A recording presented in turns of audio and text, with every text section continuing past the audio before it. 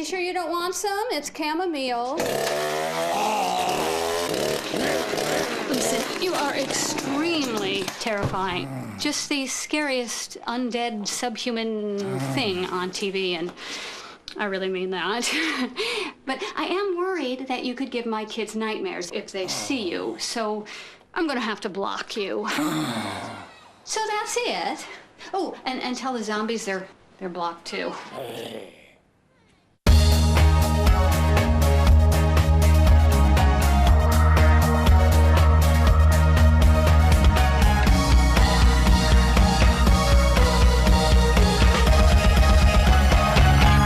Welcome to this edition of Lancaster Perspective. I'm Mike Miller. My special guest today from the Inn at Fairfield Village, Julie Kibler. Welcome. Thank you. Thanks for coming today. Thanks for having me. It's been a long time since we've had you on. I know. A lot of activity going on, but it's good you're here. Yeah, I appreciate it. It was good running into you and being asked. Yeah, so. We ran into the chamber meeting, and those are always fun to go to. Yes. Some great food. Oh, yeah. We want to talk a little bit about the Inn at Fairfield Village, and it's been in existence now for... Since 2006. 2006. Yep, okay. December of 06. And let's talk about what Julie does there every day, because we all have different opinions of what. No, I'm just kidding. Nap time is Nap it time. too? No. Just talk a little bit about what your role is there at the end. I help families with the move-in process. So for anyone that is considering assisted living, has questions about what we are as a building, what assisted living is, that they end up talking with me. So I try to help them with that transition process, and because with assisted livings, a lot of times residents come to us because there's a need, and not everyone necessarily wants to leave their home, which we understand is a tough decision. But once they come to the building and meet with me, and meet other residents, meet other staff members or families, it ends up being a really fun experience, and I love having people come in and really just talk with other family members about why they're living with us. When families come in, is it a large group of people, or is it just just sometimes, 2 or 3? Sometimes I've had residents with 5 or 6 children come in all at one time with a list of questions, and we just go through question by question, line by line. I've had it be just a daughter or son, so it varies. I've had families come and need a decision made within a week, a couple of days, and then others it might be 3 years, 4 years. Wow. So, I know people always talk about, well, I don't know if I want to go here or I want to go there. What sets the Inn apart from other people? We're independently owned, so with that, our building is we have a board that we meet with. So we have individual investors that have ownership in our assisted living residents. Kelly Wilson's our executive director, and she's a nurse, but her father was our builder, and his name's Jared McLean. He's out of the Newark area, and he has built a number of assisted livings throughout Ohio. And when he builds them, quite a lot of times the individuals that are running the facilities might have ownership. So Kelly has ownership at our place. I do, and so does my director of nursing. Wow. So we know the staff, the residents, what the food tastes like, and all that good stuff. Yes, all those important things. Because there's a lot of employees throughout all of these, about 17 different ones throughout Ohio, and they're associated with the Assisted Living Federation of America. Right. Talk a little bit about that. Yeah, all assisted livings, in Ohio and the nation would be associated with the Federation. And what's nice about the Assisted Living Federation is you can go online and get a lot of resources or questions to ask when families are making the decision for assisted living. The Assisted Living Federation has a lot of ideas and really things that have people that have been through this process, what has been important to them, and because every facility I feel like is different. Obviously, there's going to be things that might appeal to one person over another. So the hardest part is getting out to visit the assisted livings, but it's so important too. So taking the time to actually do that, and just popping out for meals or just walking around. Right. Now there's a couple key questions or a couple key areas that to look for. The first one is the warm greeting from the staff. Right. I can't imagine you not giving somebody a hug and say, "Hey, welcome, here you are." Talk a little bit about just those things to look for. Yeah, it's when you're coming to assisted livings, I think it's important for the residents themselves to know. This is their home, and so we want it to be homey, and we want our staff to have fun. We want our residents to have fun. We do activities, and so the overall, staffing, the people, I guess, approach is what makes us so important with any assisted living residents. But I'm sure, we're a little biased. We feel like we have, a great team there, but, with other facilities, what makes our operations run so smoothly is the communication. So really, with anything, communication's the biggest thing. Now, do you have people that when they come to visit you, do you let them talk to other people in the facility and say, "How do you like it here?" Oh, yeah. They call each other by name. Yep. Yeah. We, a lot of times I will.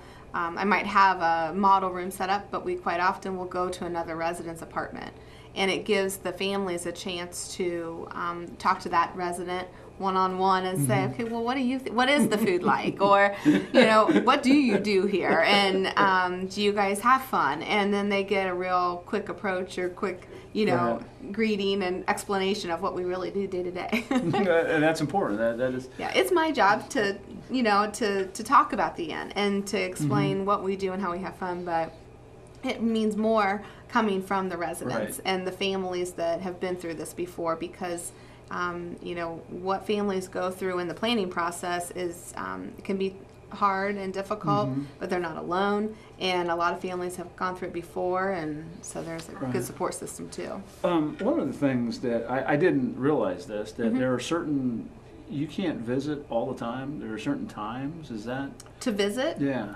Can I go in and see somebody at 2:00 in the morning if I just got off work? Or you could. Wow, Yeah. I didn't know that. Yeah. I thought it was certain hours you could do it. No, and this is probably a facility to facility situation, but our nurses are there 24 hours a day. So our doors are locked, of course, after our receptionist leaves for the day. But nurses are there in the building, so if somebody does want to come see a loved one, actually, one time I had a family member, their son was always off work at about 5 in the morning. And so every day he would stop by at about 5:15, 5:20, which, the doors were locked. But we knew he was coming, and his mom, was used to that. They did that at home. And so it was really important for us to make it happen at the end, too. So we did. That's neat. Yeah, it's just like their own apartment, really. I've talked to people that are in and they say the same thing. It's just you just live in your own little place. Right. They have their own furniture, decorate with their own pictures. It's but yet they have the whole building to entertain family and friends, and have lots of other dining rooms and common areas for social gatherings. Pricing to do this, is that regulated by somebody, or is that just how's that work? We're priced depending on the apartment size that somebody's choosing, and then also we look at their levels of care. So it's usually a private pay situation. There are facilities in Ohio, though, that participate in what's called the Assisted Living Waiver Program, and that program is through Medicaid as well. So if someone isn't able to afford, and maybe they lived with us for a couple of years and eventually have run out of funds, it might be that they can stay with us through that assisted living waiver program, and Medicaid would pay for a portion of their stay with us. So, is there an organization are you affiliated with in the state? I mean, is it something that you get together once a month or whatever it might be and just talk about trends or legislation or things like that for assisted living? Yeah, the Ohio Assisted Living Association, they do send out newsletters and updates and things on a monthly basis, I know, if not weekly. I mean, or as things change even. But Kelly, our executive director, goes to conferences. So does Debbie, our director of nursing, and a couple of times a year they'll have updates on any rules, regulations, and things too. So. And usually, isn't the program inspected like every year, 12, 15 months, something like that? Yep. And you guys just got an award. We did. If I remember right. Talk a little bit about that, because that's a big deal. It is. We're excited. We're deficiency free, which means that when the state came in for our annual inspection, they did not find any citations. So they looked in our nursing, they looked at our documentation, they looked, something as simple as laundry chemicals stored properly. Are the doors locked that are supposed to be locked? In the kitchen, is everything the way it should be? And, temperatures, water temperatures, food temperatures. So they really come in, it's unannounced, of course. So we, it's a surprise visit. We kind of expect it though during a few months time frame, but yeah, the state comes in and really looks at how we run the business and, talk with our residents, talk with the, people living with us, and to get an idea of how we're doing, and we are doing great. So yeah, that's we're fantastic. Excited. Yeah. That is great. It is. It's something where you could have maybe something blocking a hallway, and then those things that could cause you to have a problem. So you could get cited for those things, and it's important to know that oxygen needs to be placed in a certain location and in a certain organized fashion. And so if it's not, or if one staff member didn't put it back the way it's supposed to be, we that's why we feel lucky that everybody is doing what they're supposed to be doing. Do you rely a lot on surveys from people that are there, or even visitors that come in? Yeah, we have what we call resident council meetings, and every month we will get together with our residents as a group and pretty much have an open forum. Do they run like an election? Yes. They get people to vote for them? Right. No, we do have a welcoming committee though, so that you could somebody can join that. But no, with our resident council, it's nice because the residents can talk about if their bed's not being made properly, or how they want it to be made, or is their laundry getting back to them in a timely fashion and organized, and does it look nice, or serious things like what does the food taste like? They just had a maybe say taco night. Well, they didn't like that, or if they have concerns or whatnot, that's their time to talk with each department. But at the end, we want residents and families to come to us right away. Right. We don't want them to wait till a monthly meeting. So we want them to just come find us when they see us, talk to us about it, so we can work on it. You've been in industry a while, into this industry. What changes have you seen that, good, bad, you thought, boy, that's something we really needed, or why did they do that? I mean. Yeah, I think that right now might have a little bit of a slower time, but I think here in the near future it's going to be even busier, with baby boomers and just the growing, and in the next 20 years. Right. I think residents that live with us usually have a need. They're choosing to be with us because they might have higher levels of care than what they can handle at home. So we might have more higher levels of care, of individuals living with us. That would be a trend that's probably been a little different.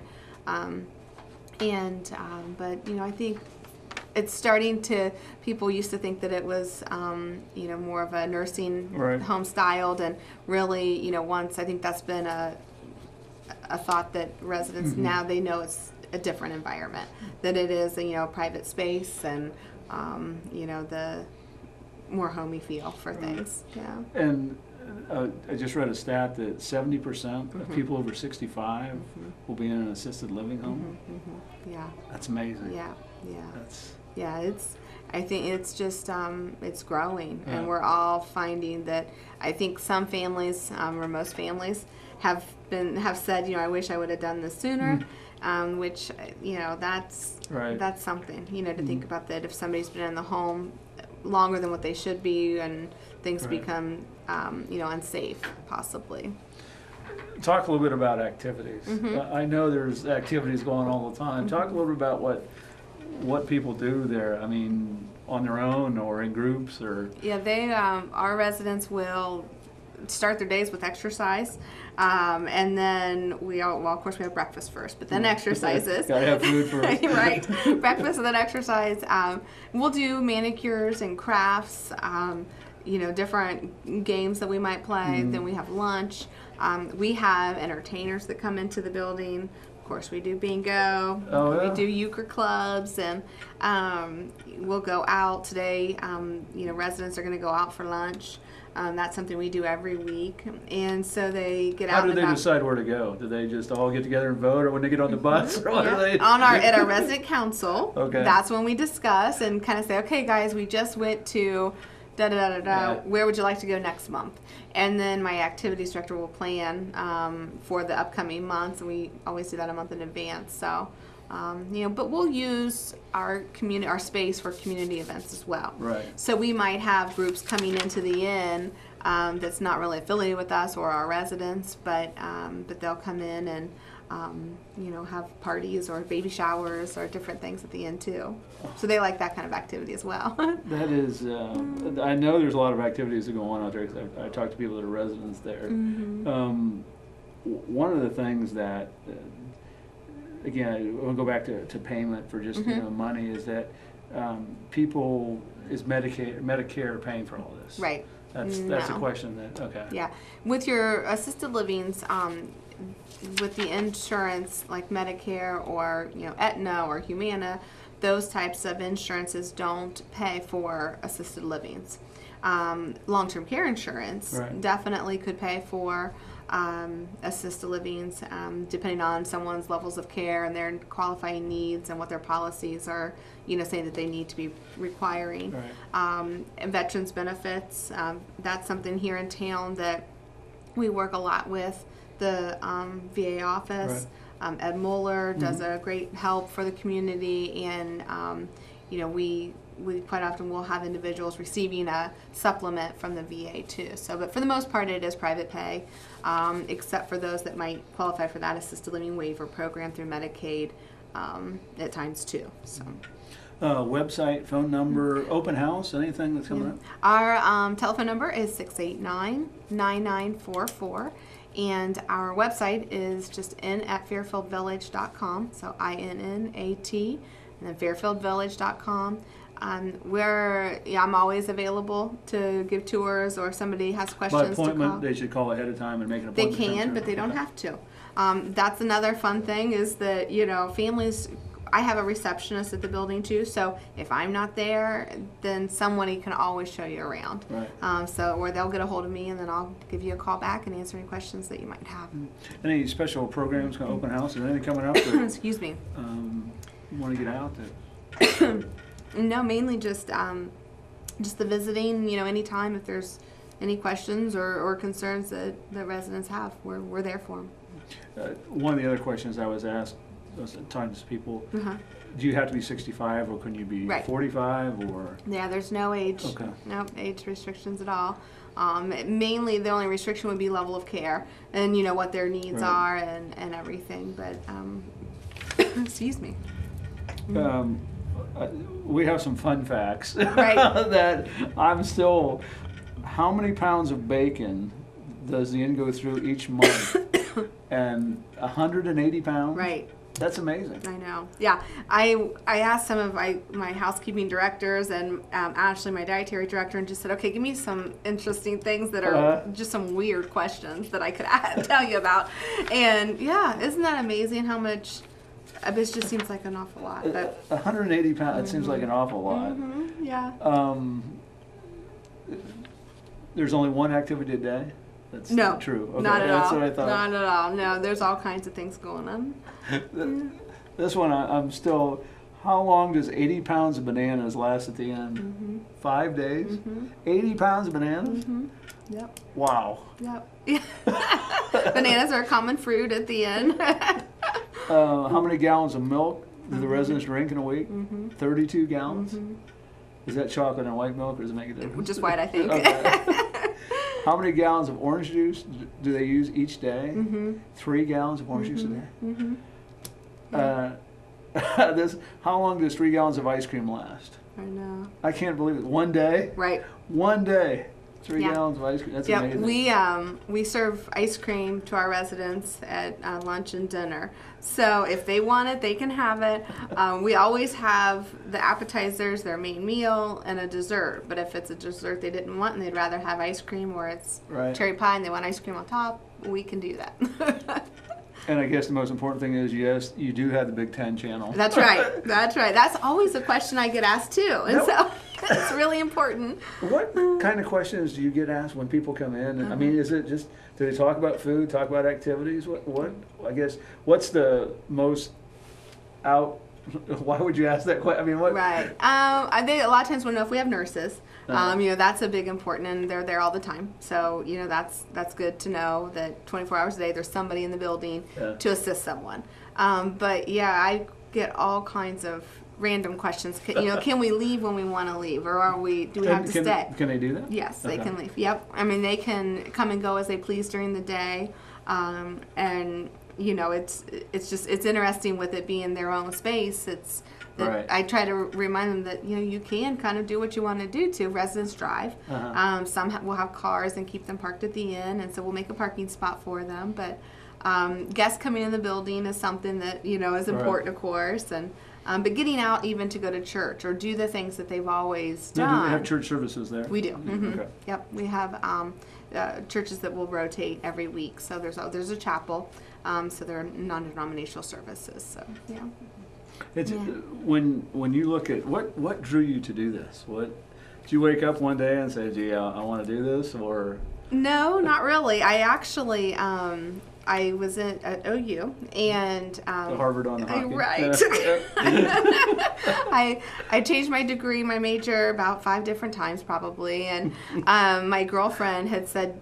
We were talking and she thought, you'd be good in healthcare. So that's what I did. Well, then actually my grandmother was looking at leaving her condo and going into a assisted living or a nursing home. And this was not in 98 or so. But she just told my mom, Julie would be good at this. Julie would like this. Well, then as the years went by, I didn't get into it still. And was in more of a hospital setting, more the acute settings of healthcare, and really did not have any long-term or nursing background as far as nursing homes or any senior-oriented healthcare. And I had a friend of a friend that said, there's a position where it's marketing and sales, and you're, with assisted livings, and I interviewed with Kelly, and I said, I had never done this before, and she gave me a shot and hired me, and we've been working together since 2001. Wow. We started, she had started an assisted living that her dad had built in 98, and I started working for her in 2001, and then we built here in Lancaster in 06, and so she decided to come here as the executive director and asked for me to come with her, and so I've been lucky. I've been doing this ever since, but no true formal degree in senior living or marketing and sales or anything like that. It's just it fits me though. So absolutely, to a T. I love it. I can tell the first time we talked, you were, I'm going to do this, I'm going to do that. I'm like, well, there's a girl with a plan right there. The inn has 92 suites. Is it 100% occupancy, or is there always? There's usually availability. We have 23 of the 92 suites are in a secured area. So we also have residents live with us that might have dementia or Alzheimer's, maybe have Parkinson's and have a mobility is a concern, have a high fall risk. So we have a separate area for those that need closer attention or closer monitoring. But for the most part, we have anywhere from 85 to 90 some residents that live with us, and everything. That's changes that you'd like to see in the legislative part of it, or the inn itself. I think it's of course cost is such a big concern, and that's what I think is hard for families, that they might have a loved one that is perfect for assisted living, but if they can't afford, and if we don't have openings for the waiver, assisted living waiver program, that's difficult, of course, too. But I think sometimes the residents, they want to do stuff, so that's where we're always changing internally of what we do, because as far as activities go, because it's that social side of things that makes people, that is such a big, I think, part of having them live longer. If they're keeping busy, staying active, having a positive day, and that's part of what the fun part of our job is to help the residents, and to reduce depression, hopefully.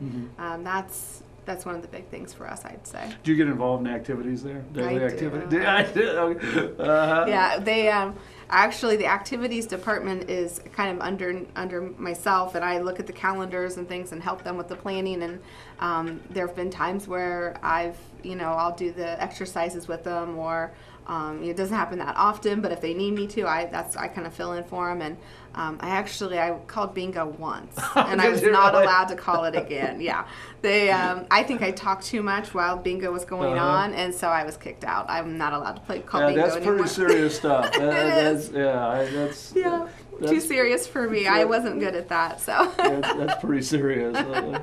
Well, Julie, we really appreciate you coming in. If you have any questions for Julie, you can call her at 689-9944, the Inn at Fairfield Village. Plans for down the road? What do you got going on? Going back to school? Or? No.